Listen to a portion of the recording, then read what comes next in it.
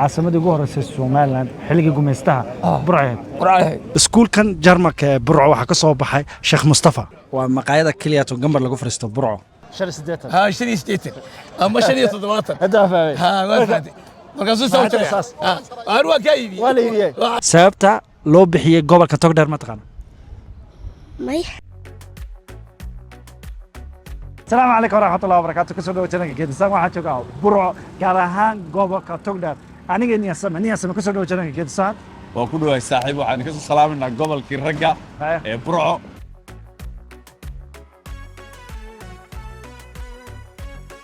waxaan ku dhex jiraa bartamaha toga maxaa u taqaanaa tog mise dooxa u taqaanaa dooxa u naqaanaa doox okay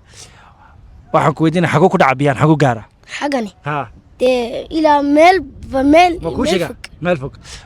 wuxuu gaaraa magaalo loo dhaho ayl ma maqashay may okay waa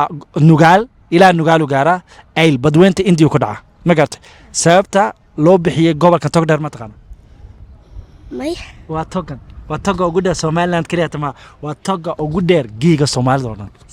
waxa weyn biyaha roobka hadda sii socda ma garata wuxuu marayaa sool nugaal xagaas u gaaray ayl ay ha marka baro macalinka juqraafi galaaska ku jirta for macalinka waxa ku tahay waxbaan bartay gobolka tog dheer wuxuu ka imaatay biyahan ma garata togan wuxuu aadaa ilaa ayl waa garatay waay magaca maxamed ana maxmuud barasho wanaagsan waxaan soo gaaray hadda saylada xoolaha ugu weyn geeska Afrika dadkaana fahamsan waxa la dhaho saylad waxa weeye meesha xoolaha lagu kala iibsado ama suuqa xoolaha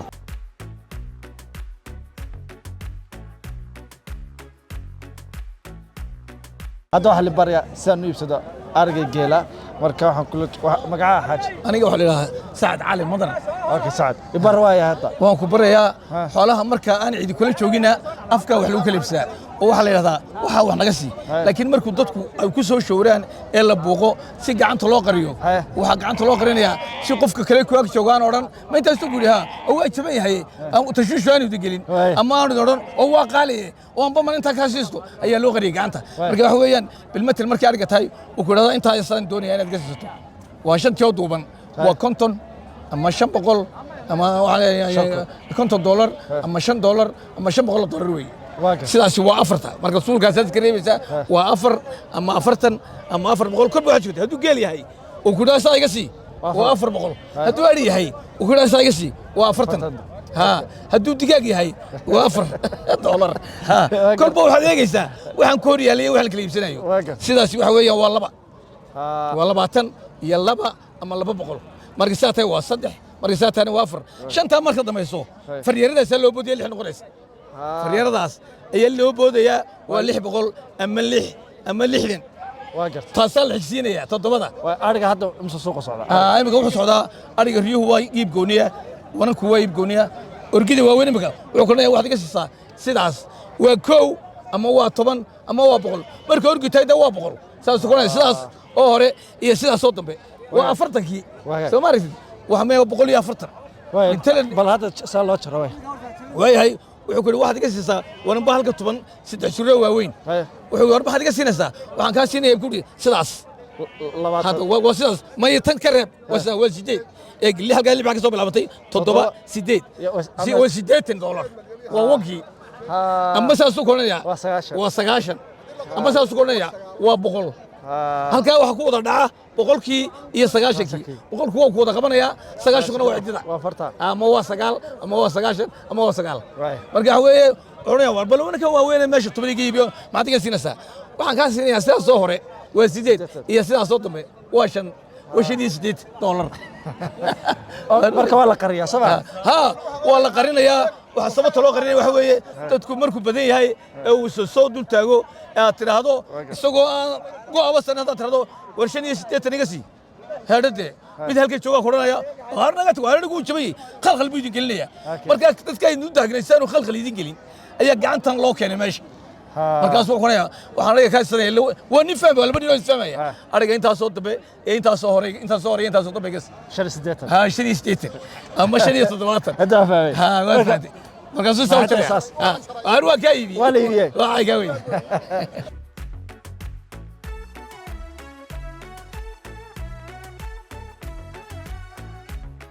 xoolaha inta ugu badan xagee ka yimaada waxay ka yimaadaan xoolaha inta ugu badani 3 meelood bay ka yimaadaan xoolaha gobolkan Togdheer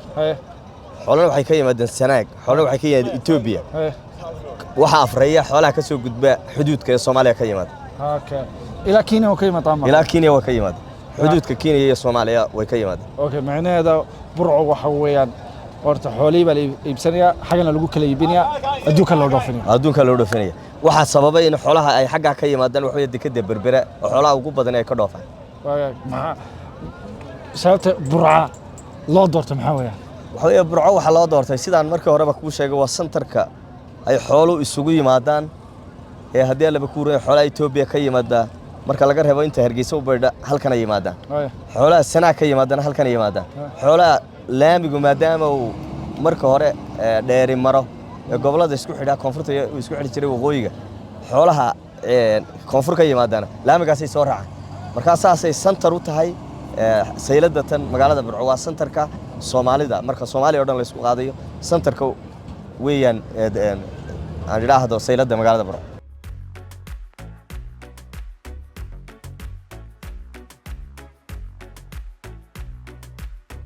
waxaan soo galnay mid ka mid ah maqaaxiyaasha ugu caansan magaalada Burco waxa loo yaqaan maqaayada Gambara waxa Soomaaliga san lagu sameeynaa caanaha geela leh maqribka dabadiisana waxaan sameeynaa shaah la yiraahdo geed xamari oo geed xamarka lagu daraan lagu sameeynaa marka oo ay dad gaar ah cabaan marka hadeer waa shaaha international ka ah ee dadku dhinay cabaan ee caanaha geela saafiga leh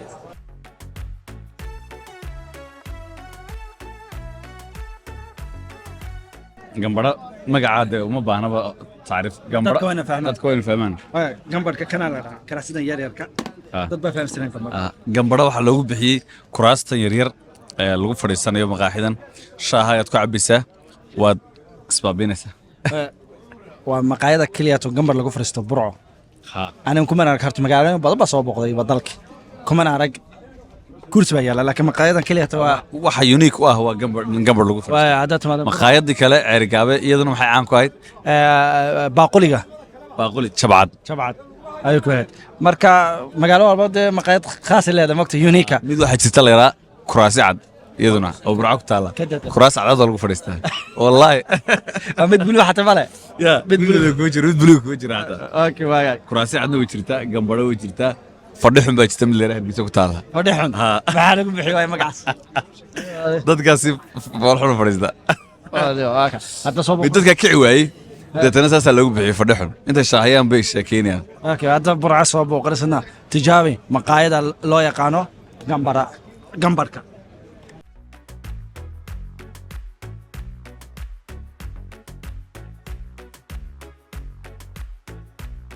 حاجة عول قول ما الأساسي برو waxa la asaasay ceel bay ahayd markii hore laga cabisay marka kun iyo siddeed boqol iyo waxa qadarkii ayaa la asaasay laakiin magaalada way jirtay waagi hore way jirtay ceel baa burco waxa laga asaasay ceel shiriga dambeeya aagana waxa la dhahaa ceel gooni waa kan ceelka number 2 2 3 burcana waxa caan ku tahay طبعا biyo badan bay leedahay magarad wax yar biyaha wala soo gaariya waxa la asaasay ceelashan qarniga 18aad burco waxayd marka tuulayar magaratay ka bacdina waxay isku bedeshay meel goob ganacsi oo xoolaha caan ku tahay ka bacdina waxay noqotay maanta mid kamid ah magaalooyinka ugu weyn Soomaaliland iyo geega Soomaalida burco waxay ahayd laba magaalo marka hore marka markii gebil la dilay ya halkan loo soo raray waxaan hor taagan hadda masjid jaamac oo masaajid ugu horeeyay burco laga dhisay marka waxay gaalkii waxay nin bay ugu yiri aniga Musa Abdullah oo qaaliya yaa ugu yiri aan hadalkiisa shacarahay yaa ugu yiri wuxuu yiri halkan 5 askari baa laygu soo daray marka gaalkii gibel dilay markii la gibel dilay ya halkan dhasay halkan la dhisay magaaladan hoose hadda magaalada kasarwe sarreysa xoogaa Soomaaliya burcadii kale deetana masjidkan iyo saddex masjid waa la dhisay saddex masjid baa la dhisay ninka gaalka ku dhawaaqay ku dhawaaqay marka wuxuu yidhi waxaad tihiin hadal badan tihiin waxaan doonayaa axmediya iyo saalixiya iyo qaadiriya saddexdii madhab waa axmediya saalixiya qaadiriya masjidkan jaamaca maxay masjidka jaamaca axmediya miya axmediya okay kan kalena waa saalixiya noo dhow saalixiya okay qaadirina xagga shaa qaadiriya waa ka hal mar la dhisay 1900 iyo saddex la dhisay markiiba waa la dhisay 1922 اوكي معناه magaalada hadda cusub burcada cusub 100 sano weeyaan hadda 100 sano weeyaan laakiin tii hore wax badan jirta bay jirtay caasimadii ugu horeysay Soomaaliland xilligii gumeystaha burcad ka bacdina maxaa dhacay sababtu uga guuray maxaa weeyaan waxa uu guuray giiba lagu dilay ninka ciidamada yaa lagu dilay oo halkan caasimad ahayd okay xagana burca caasimad ahayd ka bacdi waxa la dhahay meesha xaaladeeda safe maaha asatil maaha waxa loo raraa caasimada Hargeysa loo raray haddana waxaan soo gaaray iskuulka Jarmalka oo ku yaala magaalada Burco faad ku soo dhawo janalka Geedisaan iskuulka Jarmalka maxaa loo bixiyay bismillaahir rahmaanir rahiim magacaygu waa Faad Cabdilaahi agaasimaha dugsiga farsamada gacanta iskuulka waxa la yiraahdaa Burca Technical Institute waxa la aasaasay 1964kii waxa ay iskuulkan dhisay dawladda Jarmalka iskuulkan dad caan ka soo baxay yaa kamid ah waxa kamid ah Sheekh Mustafa oo sheekheena weyna waxa kaloo kamid ah wasiirka arrimaha gudaha waxa kamid ah taliyaha wasiirka arrimaha gudaha Maxamed Kaahin waxa kamid ah taliyaha ciidamada badda ee Somaliland waxa kamid ah dadyow kale oo fara badan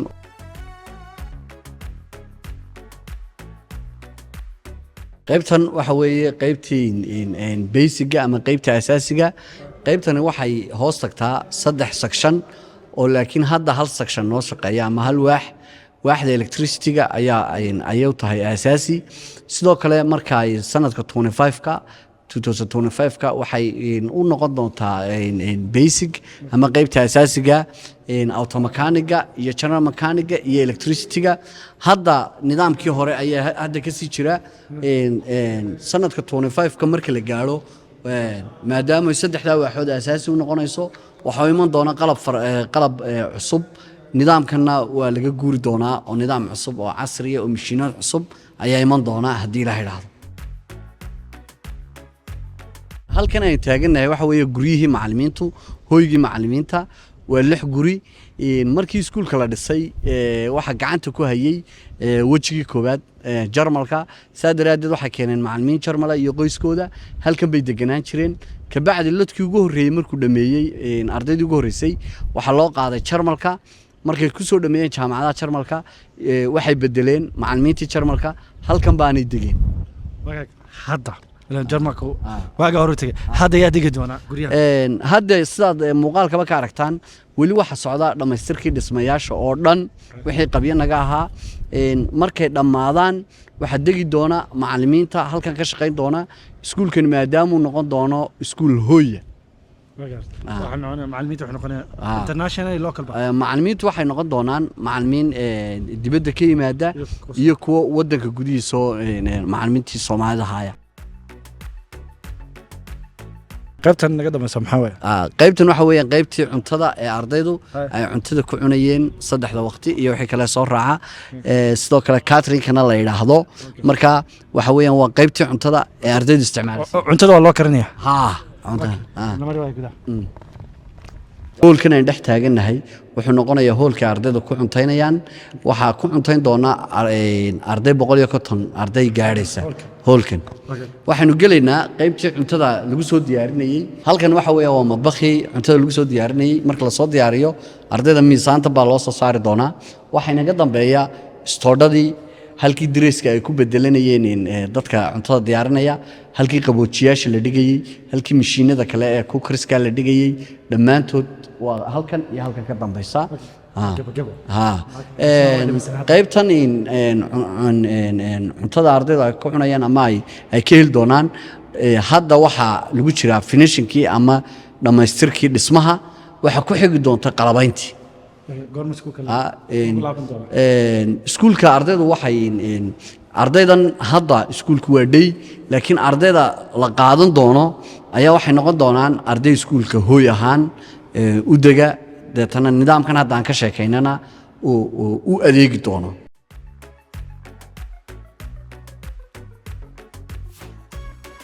hadda waxaan soo gaarnay hoyga chiefka ardayda wamsa block waxaynu hadda gelaynaa qaybtii hoyga u ahayd ardayda waana laba qaybood hoyga ardaydu hadda waxaan soo galnay hoygii koowaad ee ardayda hoygana waxa weeye waa 19 qol marka qaybtaas afartaas waxa weeyaan qaybtii faraxalka maydhashada ardaydu isticmaalayeen kuwani waxaynu tusaale ahaan u qaadan karnaa qolkan aan hadda taaganay waa mid ka mid ah qolalka ardaydu seexanayaan hadda iskuulkii dhismihii baa dhammaanaya markuu dhammaado waxaa la soo gelaya haddana qalabayntii wejigii qalabaynta marka hadda dhismuhunbaa shaqadii dhismaha ayaa socota oo gebageba ku dhow marka iminka albaabkii oo kale weli lama gelin sariirihii kabadhadii adeegaasoo dhan weli muu dhammaystirmin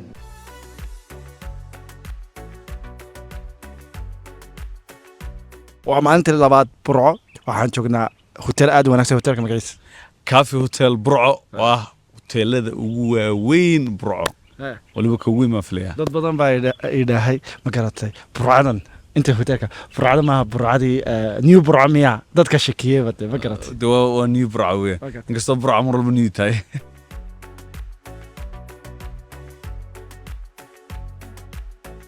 qolka degnaa ayaanu tusi doonaa hotelka qolkayga waa kan oo qol VIP ah waxa weeyaan fadhigii oo dhammaystiran TV talaagadan leeyahay xagana waxa weeyaan miiska cuntada ma garata oo qolkii labaad qolka saddexaadna waa kan musqusha midiga weeyaan iyo sariirtan aad u qurxoodan waxaan tusi doonaa qolkan ka deganahay Cafe Hotel Burco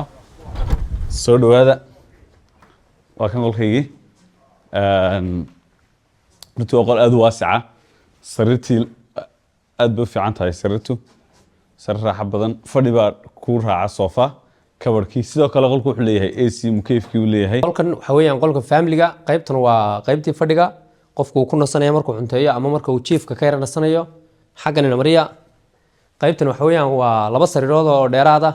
waxa ku seexan kara laba caruura ama laba qof oo kale dadka wada socda xaggana waxa weeyaan qaybtii saddexaad waxa seexan kara qof baa seexan kara laba seexan kara saddex baa seexan kara qolkaas wuxuu qaadi karaa 4 qof saddex suuligiisina waa kan IC-giisina waa kan aan oo fududeeyay safarka dhan ilaa Burco gaarigana kareysan waxa ka kareysanay Camel Rent Car horta waxaan dhigi doonaa numberkiisa comment-ka koobaad ana hilmaaminayna YouTube-kiisa subscribe siisan ana subscribe gaariga family waxaan qaadanay طبعا dhowr qof ana raacay cameraman-ka waxaas iyo shandadeena haddii aad rabtiin cirgaabo gaariyaasha waaweyna laan gursida waxa ka heli doonta